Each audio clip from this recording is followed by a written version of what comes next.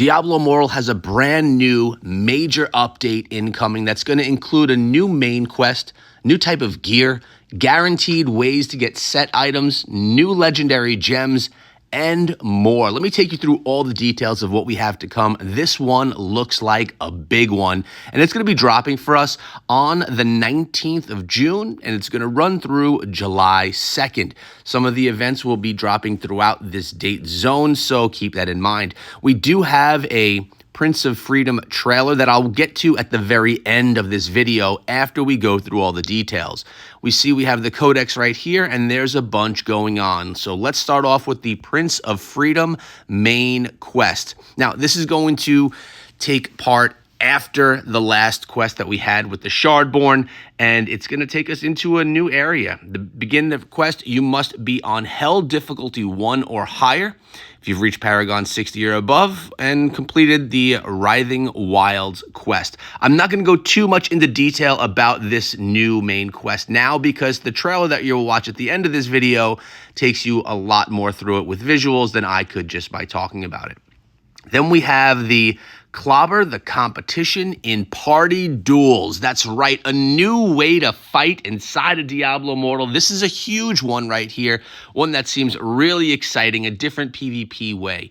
Want to prove your Sanctuary's finest defender? Grab your best loadout and head to the wilderness where up to 3 other players up to you and your party. So you can take 3 players with you in the party. Using the new Party Duels PvP feature, you can initiate a duel with another team of up to 4 players. To get the fight started, click and tap on another player and select the challenge button. Once your invitation has been accepted, a warm-up phase will be initiated, and then the brawl begins. This very much seems like when you're by the training dummies and you want to fight someone there, it's probably going to be a very similar mechanic, and I like that this isn't a zone just where if you're in it, you're fresh meat for someone to attack, that you have to be prompted with a battle, and then that the battle is actually going to commence. So really cool feature here.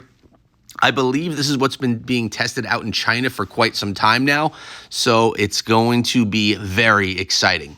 To the winner go the spoils, which in this case are commemorative badges of your triumphant victory. All players can initiate a party duel, and any monsters in the victory of your duel will be excluded from the conflict. Party duels were created as a flexible, barrier-free PvP offering that can be engaged on your teams. We look forward to seeing you use the new features. So I am very excited about this. This is going to be something that's just a new way to PvP, and really curious how resonance is going to come into play. If there's going to be no matchmaking here, really, because you're just choosing who your opponents are going to be. Super fun, which can really open us up to a competitive level of this game that we've never seen before. I'm not really talking about esports, but something along that line where you can actually set up proper fights with people and get some brackets for competitions going. It seems awesome. Looking forward to it. Then we have Dare to Challenge the Bloom Hollow. Looks like we have some new helliquary bosses that are dropping inside of the game. Starting with Thorn Crown. This is Thorn Crown right here. I don't think I need to give you all of the lore of each of them, but we'll take you through so you can take a look at all of them. This one right here is called the Crooked Bow. Pretty cool looking boss. I think it's time that we all do need new helliquary bosses to encounter, and Diablo Immortal's got us covered. And then we got the Abyss Lurker right here. Pretty cool looking helliquary bosses, all come with their own lore.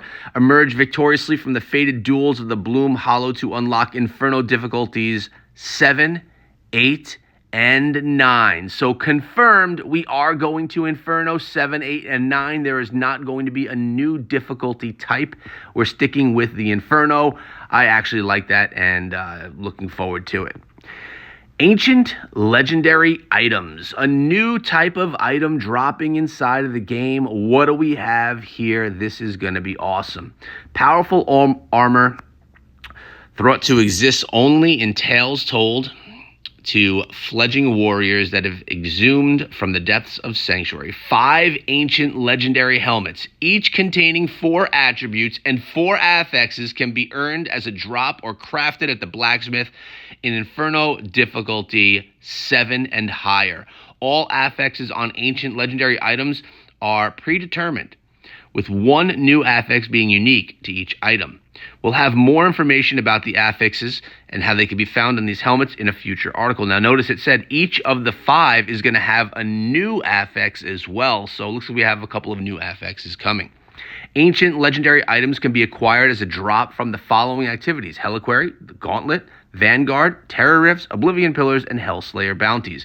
These are the 5 helmets right here: Horn Splitter's Sprint, Unveiled Secrets, First Strike, Eager Trigger's Sight, and a Grave Runner. And as you can see, magic attributes: damage while moving, increased by 8%, beneficial effect duration by 4.5%, crit chance by 3%. And it says, you can see right here, acquired 0 of 100. So you need some type of a resource to do this type of crafting. And I'm not sure if the Paragon difficulty means anything here, but this one is currently at 1100 for that. And as you can see, it's from our item crafting screen: legendary equipment, ancient legendary, skill stones, and set crafting. So another portion is going to be added here.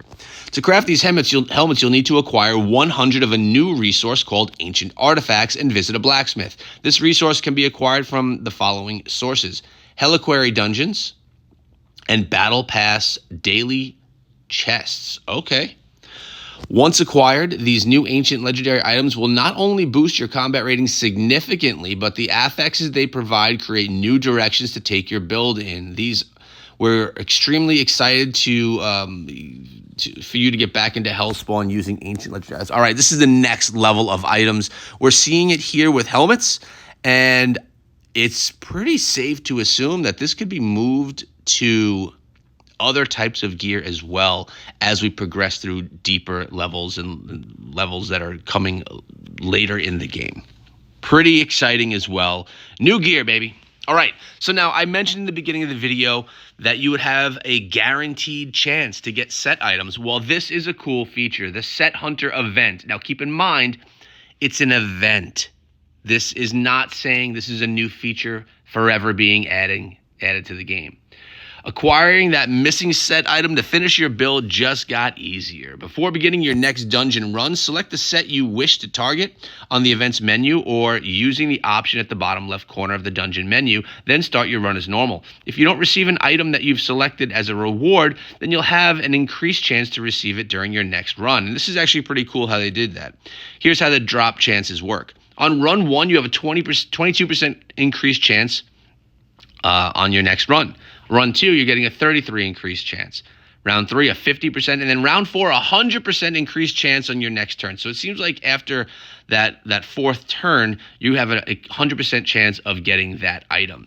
Now, unfortunately, it's only going on from June 19th through August 25th. Fortunately, that's a very long period of time, but it's not forever.